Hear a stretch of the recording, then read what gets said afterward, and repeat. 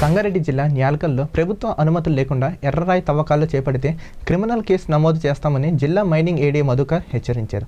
న్యాయమతాబాద్, గణేష్పూర్, హద్నూర్లో అక్రమంగా కొనసాగుతున్న ఎర్రరాయి తవ్వకాలపై దాడులు నిర్వహించారు.